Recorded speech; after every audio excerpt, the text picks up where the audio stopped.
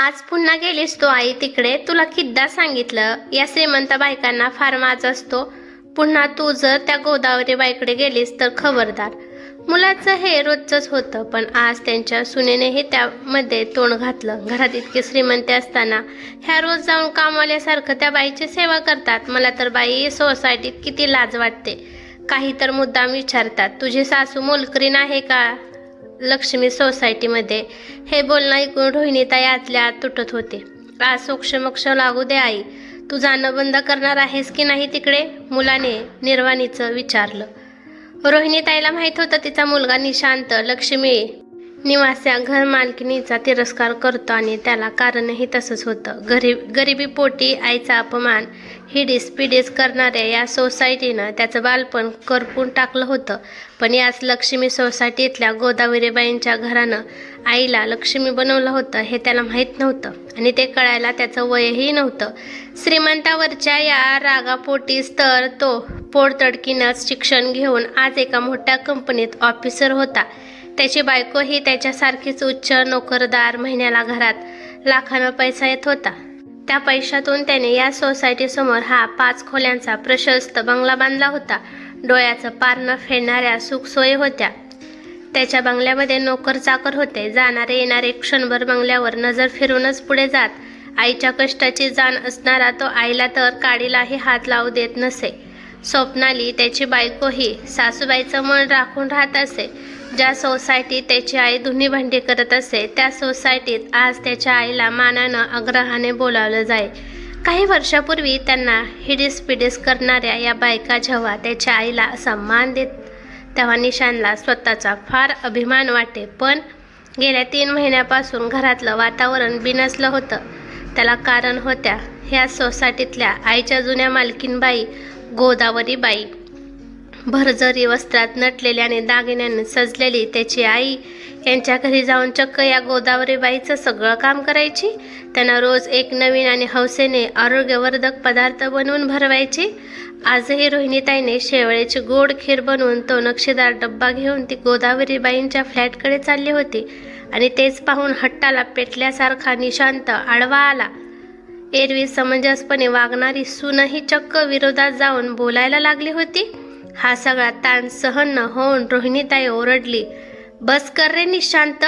हो, मी आजही मोलकरीणच आहे, पण फक्त गोदावरीबाईंची. आणि हे बाईंनाही आवडत नाही, पण मी स्वइच्छेने स्वीकारले हे पद.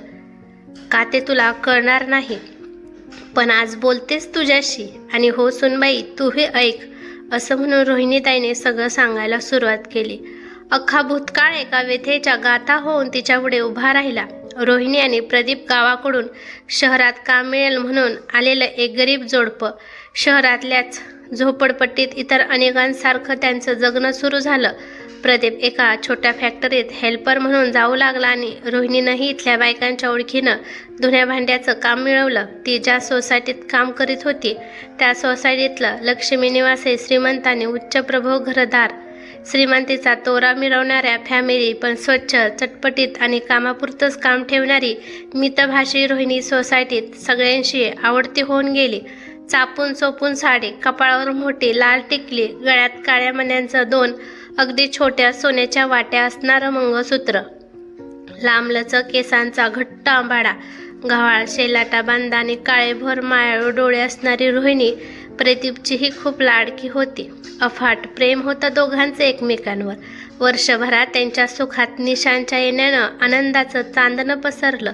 बघता बघता निशांत 4 वर्षाचा झाला. 2-2.5 महिन्याचा झाल्यापासून त्याला शेजारच्या आजीकडे ठेवून ती कामाला जायची. पण घारहिंडे आकाशी चित्त तिचे पिल्लापाशी, अशी तिची अवस्था व्हायची. प्रदीप तर बाळाचे किती लाड करायचा, ओढाताण असायची. पण आहे त्यात समाधान मानणारी ही नवरा बायको, त्यामुळे सुखी होती. पण म्हणतात ना, काही वेळा नियती खूप परीक्षा घेते एखाद्याची. अगदी तसंच झालं. साहित्य टेम्पो चढवत असताना कसं कोण जाणे, पण प्रदीपचा तोल गेला आणि तो एकदम साहित्य अंगावर घेऊन पडला. दवाखान्यात नेईपर्यंत सगळं संपलं होतं. त्याचा निष्प्राण देह पाहून रोहिणीनं फोडलेला हंबरडा काळीज पिळवून टाकत होता. सैरभैर झाल्यासारखे ते आक्रोश करत होते, माती चावत होते. आसपासच्या बायांनी तिला सावरलं. लेकराकडे तरी बघ असं म्हणत छोट्या निशानला तिच्याजवळ दिलं. निशानकड पाहताच तिला जगणं गरजेचं होतं. प्रदीपचा जीव की प्राण होतं हे लेकरू. त्याला शिकवायचं, खूप मोठं करायचं हे स्वप्न होतं त्यांचं आणि तोच आता स्वप्नात येण्यासाठी निघून गेला होता. दुःखाचे कड जगण्याला कठोर बनवत होते. नियतीने केलेल्या विचित्र खेळानं एक हस्तखेळतं घर उजाड झालं होतं. मनावर दगड ठेवत रोहिणी सावरली. पोटात अतिरक्तस्राव झाल्यामुळे प्रदीप गेला असं निदान झालं. कंपनीकडून काही मिळणार नव्हतंच. गरिबाला विम्याचे लाड कुठे करता येणार? त्यात हे टेम्पररी नोकरी असल्यानं, कंपनी ही खाजगी असल्यानं हातात रुपयाही आला नाही. प्रदीपचे 12 दिवस झाले आणि दुःखाचे कड पोटात घेऊन पोटासाठी रोहिणी कामावर रुजू झाली. कोरडी सहानुभूती दाखवण्यापलीकडे सोसायटीत काही झालं नाही. काम आटपत शेवटचं काम करण्यासाठी रोहिणी गोदावरीबाईंच्या घरी गेली. ह्या बाई म्हणजे एक भारदस्त व्यक्तिमत्व, अगदी शिस्तप्रिय आणि कडक. रोहिणी ही टरकून असे त्यांना, पण बाई विनाकारण कुणाला त्रास देत नसत. त्यांचे मिस्टर सरकारी खात्यात उच्च पदावर, मुलगा परदेशात आणि मुलगी सासरी दूर. हे दोघेच पती पत्नी. सामाजिक कार्याची आवड असणाऱ्या बाई आणि त्यांना पाठिंबा देणारे साहेब. अगदी मेड इच ऑदर.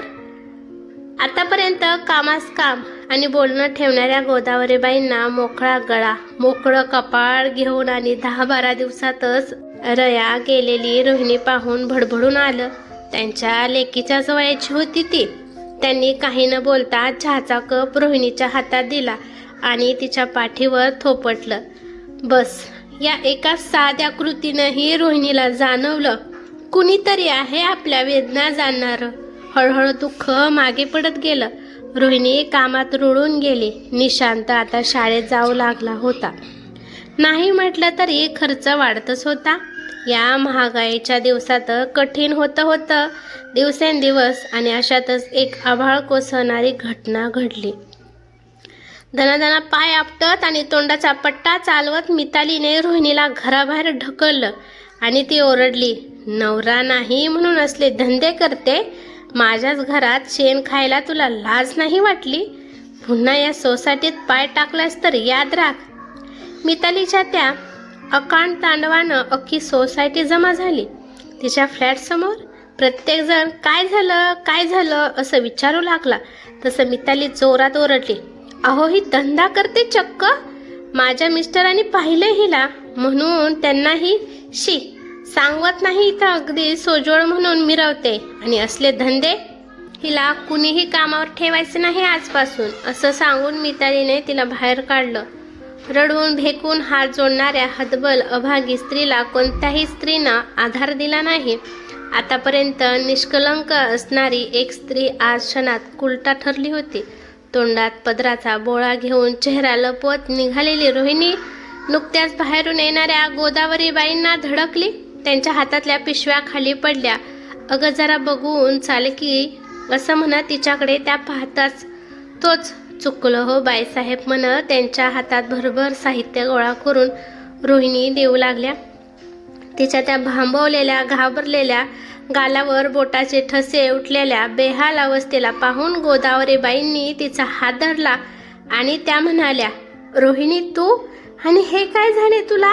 आतापर्यंत सगळ्यांनी लाथाडून फिरवलेल्या नजरांनी घायाळ झालेली रोहिणी कोसळली आणि गदगदून रडू लागली. गोदावरीबाई तिला सरळ आपल्या फ्लॅटवर घेऊन आल्या. काय कसं झालं ते सगळं त्यांनी रोहिणीकडून ऐकलं. त्या शांतपणे म्हणाल्या, तू उद्या सोसायटीत कामाला ये. कुणी नाही घेतलं तर मी तुला कायम कामावर ठेवेन. पण मिताली मॅडम, त्या मला कच्चिक फाडून खातील. ती घाबरून म्हणाली, तिचं मी पाहून घेईल, पण तू कामावर यायचं बंद करू नको. गोदावरीबाईंनी तिला धीर दिला. हृदयात वेदनेचा अंगार लपवत रोहिणी दुसऱ्या दिवशी सोसायटीची पायरी चढली. गरिबाला गरज असते आणि गरजेला लाज नसते हेच खरं. तिनं नेहमीच्या घराची बेल दाबली, पण तिला पाहता सगळ्यांनी फटाफटा दरवाजे बंद केले. आम्हाला तुझी गरज नाही म्हणत, पण गोदावरीबाईंनी तिला घरचं काम करू दिलं. ही बातमी सोसायटीभर पसरली. 10-15 दिवस झाले तरी रोहिणी सोसायटीतच येत होती. गोदावरीबाई बरोबर आणखीन एक दोघींनी तिला पुन्हा घरकामावर घेतले आणि मितालीचा थैथयाट झाला. तिने सोसायटीच्या सेक्रेटरीकडे तक्रार केली. सोसायटीची मीटिंग बोलावली. आरोपीच्या पिंजऱ्यात होत्या गोदावरीबाई, कारण त्यांनी एका चारित्र्यहीन बाईला आपल्या घरी कामावर ठेवलं होतं ना. झाडून सगळी सोसायटी मेंबर आपल्या बायकांना घेऊन मीटिंगला हजर झाले. रोहिणी खाली मान घालून अंग चोरून उभी होती. मीटिंग सुरू झाली. सोसायटीच्या सेक्रेटरीने मूळ मुद्द्यालाच हात घातला आणि डायरेक्ट गोदावरीबाईंना प्रश्न केला. मॅडम, आपल्या सोसायटीतल्या मोलकरीणबाबत सगळं ठाऊक असतानाही तुम्ही तिला कामावर ठेवलात. इतकंच नाही तर सोसायटीतल्या इतर फॅमिलींनाही तिला कामावर ठेवण्यास तुम्ही सांगत आहात. या असल्या बाईमुळे आमच्या मुलांवर चांगले संस्कार होतील का? हो ना, आमच्या घरी तर वयात आलेली मुलं आहेत. शिवाय आमच्या सगळ्यांचे पतीही घरी एकटेच असतात कधी कधी. कसा विश्वास द्यायचा या बाईचा? नेनेबाई बोलल्या. त्यांचे मिस्टर आणि इतर बऱ्याच जणांनी त्यांची री ओढली. हिला कामावरून बंद करा. गोदावरीबाई, आतापर्यंत आम्ही हिला सोजवळ म्हणत होतो, पण नवरा गेल्यापासून ही बदललीच. विधवा बेसहारा म्हणून काम देतो आम्ही, पण अहो ही चक्क धंदा करते. मिताली धुसफुसली तशा गोदावरीबाई ओरडल्या. थांब मिताली, एखाद्यावर आरोप लावण्याआधी विचार करावा माणसानं. गेली 6 वर्ष ही काम करते आपल्याकडे. आतापर्यंत तिची कोणती तक्रार होती? 6 महिन्यापूर्वी तिचा नवरा वारला. एक छोटं लेकरू घेऊन खाली मान घालून आपलं काम करत जगते ती, म्हणून काय तिने असं? मध्येच बोलणाऱ्या मितालीच्या मिस्टरांना थांबवत गोदावरीबाई म्हणाल्या. माझं पूर्ण होऊ दे मिस्टर रवी. असं अचानक काय झालं की तुम्हाला रोहिणी धंदा करते याचा शोध लागला? जरा सांगाल आम्हाला? मी पाहिले हिला एका माणसाबरोबर. हे हिच्या लक्षात आलं आणि अहो ही चक्क मिताली नसताना मलाही खानाखुणा करते, घाणेरडे हावभाव करते. नाही हो साहेब, मी कधीच असं केलं नाही. मी नाही हो तसली बाई. कसं पटवून देऊ तुम्हाला? रोहिणी कळवळली. तसं नेनेबाई पुन्हा करवादल्या. गप ग, तुझ्यासारख्या खाली मान घालणाऱ्याच्या अंगातच खेळ असतात. खरं म्हणजे नेनेबाईंचा खरा राग गोदावरीबाईवर होता, कारण नेहमी टिपटॉप राहणाऱ्या हसतमुख आणि इम्प्रेसिव्ह गोदावरीबाईचा त्यांना हेवा वाटे. आता त्यांना रोहिणीला त्यांनी कामाला ठेवल्याचं आयतं खोलीत मिळालं होतं. पण माझे मिस्टर बऱ्याचदा घरी असतात एकटे, त्यांना नाही अनुभव आला कधी असला. गोदावरीबाई बोलल्या. तेवढ्या सो देसाईकर कुजबुजल्या.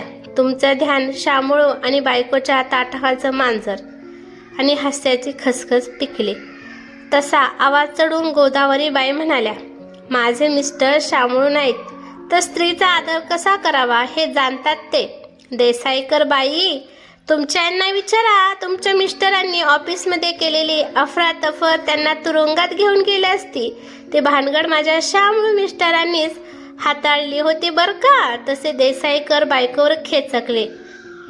तुला कुठं काय बोलावं हे कळत नाही? आता तोंड मिटा.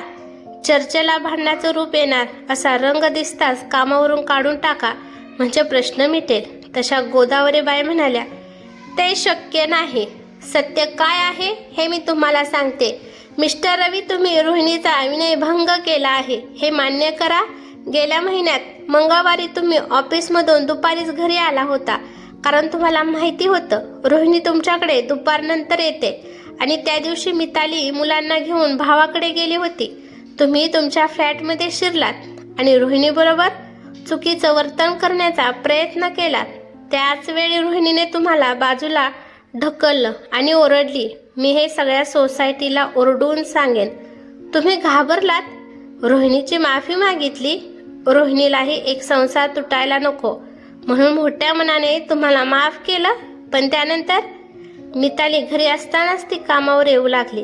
तुमच्याकडे ती डुंकूनही पाहत नसे. चुकून लक्ष गेलं तरी तिरस्कारानं मान फिरवत असे.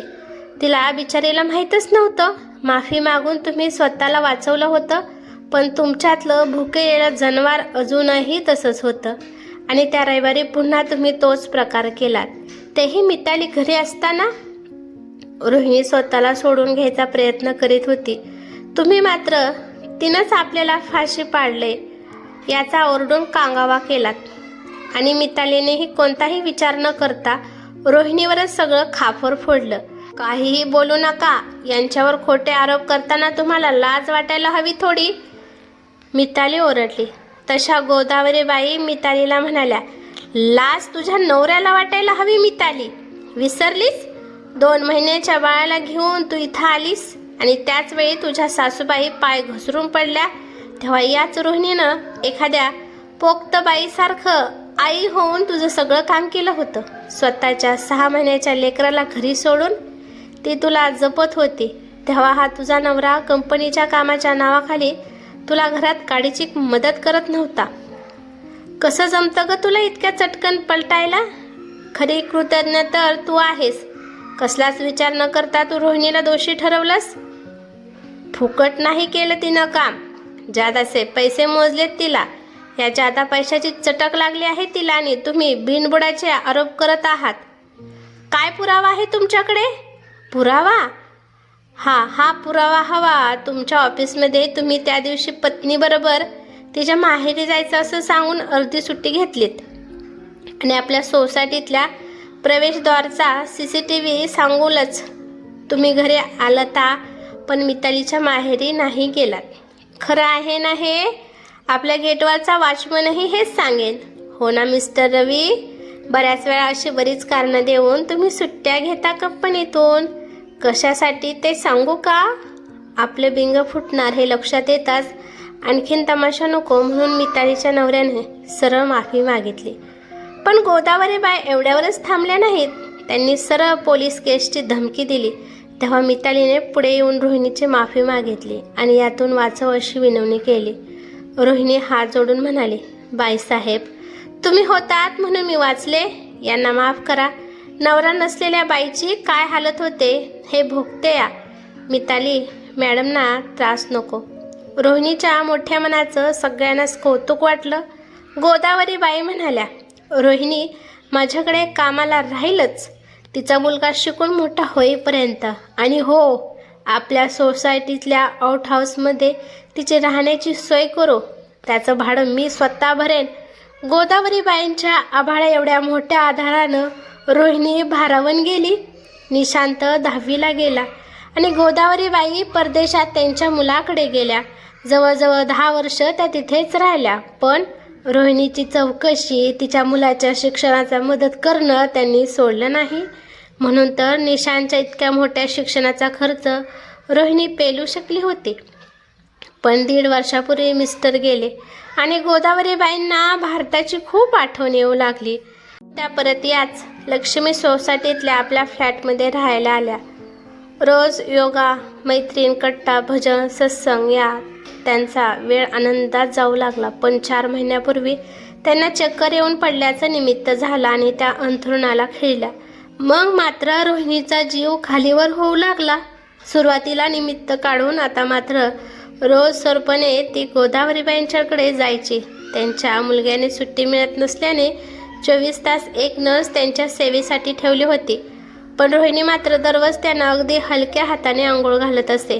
त्यांना छान साडी नेसवून वेणी फणी करत असे. स्वतःच्या हाताने त्यांना भरवत असे. त्यांच्याशी गप्पा मारत असे. तशी नर्सही चांगलीच होती. पण रोहिणीच्या मायाळू स्पर्शात जी जादू होती त्याचा असर दिसू लागला. गोदावरीबाई प्रसन्न राहू लागल्या. परवा तर डॉक्टर म्हणाले, अशीच प्रगती राहिली तर थोड्याच दिवसात तुम्ही स्वतःहून चालू लागाल. तेव्हा गोदावरीबाई म्हणाल्या, नक्कीच होईन डॉक्टर. कारण ही माझी लेक आहे ना रोहिणी, तिच्यामुळे तर ही जादू झाली आहे. हे सगळं सांगून झाल्यावर रोहिणी म्हणाली, आता तूच सांग निशांत, एका बेसहारा विधवा स्त्रीला तिचं लेकरू अनाथ होऊ नये म्हणून लेक मानणाऱ्या, तिच्या पाठीशी खंबीरपणे उभ्या राहणाऱ्या त्या महान आईला मी कशी विसरू? मला आता जायलाच हवं. माझ्या मालकीनबाई माझी वाट पाहत असतील. इतकं बोलून रोहिणी घराबाहेर पडली. काय व्हायचं ते होऊ द्या, पण सगळं बोलल्यावर तिला आता हलकं झाल्यासारखं वाटत होतं. सायंकाळ झाली. गोदावरीबाईंना चहा बिस्किटे भरवून घरी जायच्या तयारीत असलेल्या रोहिणीला फ्लॅटची बेल ऐकू आली. तिसरं कोणीही घरी न येणाऱ्या घराची बेल अशी कुणी वाजवली हे पाहायला तिनं दार उघडलं आणि ती पाहतच राहिली. दारात निशांत आणि स्वप्नाली उभे होते. दोघेही आत आले. बेडवर उठून बसलेल्या गोदावरीबाईंकडे पाहत निशांत म्हणाला, अगं आई, आटप लवकर, तुझ्या आईलाही तयार कर. अगं आजीची सेवा फक्त तिच्या लेकीनेच केलेली तुझ्या लेकाला आणि सुनेलाही नाही आवडणार. आपण यांना आपल्या घरी घेऊन जात आहोत. तिच्या लेकीकडे चल, आटप लवकर. रोहिणीचे डोळे भरून आले. तिला वाटलं बघता बघता आपला लेक किती मोठा झाला, वयानं आणि मनानंही. तिनं लेकाला आणि सुनेला घट्ट छातीशी धरलं. गोदावरीबाई मात्र या आनंदी आणि सुखद धक्क्यानं प्रसन्न हसल्या नेहमीसारखं. गोदावरीबाईच्या डोळ्यातून 2 थेंब अलगद गालावरून ओघळले. त्या हळूच म्हणाल्या, निशांत, आज आयुष्याचं खरं फळ मिळालेलं आहे मला. मी तुझ्या आईला लेक मानलं आणि आज तू मला आई म्हणतोस. निशांतने काही न बोलता पुढे होऊन त्यांच्या पायांना हात लावला. क्षणभर तो लहान झाला. सगळ्या जखमा, राग, अपमान, सुडाची आग सगळं कुठेतरी विरून गेलं. स्वप्नाली पुढे आली. गोदावरीबाईंच्या हातात हात घेत म्हणाली, तुम्ही फक्त रोहिणी आईची आई नाही, आमच्या सगळ्यांची आई आहात. तुमच्याशिवाय आमचं घर पूर्णच होणार नाही. त्या रात्री पहिल्यांदाच लक्ष्मी निवासात दिवे लागले नाहीत, कारण खरी लक्ष्मी तेथून निघून गेली होती आणि निशांच्या बंगल्यात मात्र आज माणुसकीचा दिवा उजळला होता. नव्या घरात गोदावरीबाईंची खोली रोहिणीने स्वतः सजवली. खिडकीजवळ तुळशीचं रोप, देवघरात जुनाच गणपती आणि पलंगाजवळ रोहिणीचा हात धरता येईल एवढी जागा. रोज सकाळी रोहिणी गोदावरीबाईंच्या कपाळावर हात ठेवून म्हणायची, उठा आई, आज लेकीच्या हातचा चहा. आणि गोदावरीबाई हसून उत्तर द्यायच्या, दे रे माझी लक्ष्मी. काही महिन्यातच गोदावरीबाई चालू लागल्या. डॉक्टर चकित होते, पण रोहिणीला कारण माहिती होतं. औषध नव्हे, आपुलकी उपचार करते. एके दिवशी गोदावरीबाई म्हणाल्या, रोहिणी, मी जाईन तेव्हा माझ्या नावामागे काहीच राहू नये. माझ्या नावावरचं सगळं या घरातल्या लेकीच्या नावावर कर. रोहिणी दचकली. आई, नको असं बोलू. गोदावरीबाई हसल्या. मरणाची भीती नाही रे, आयुष्य पूर्ण झाल्याचं समाधान आहे. आज लक्ष्मी सोसायटीत गोदावरीबाईंचा उल्लेख आदराने होतो आणि रोहिणीताई ती कुणाची मोलकरीण नाही.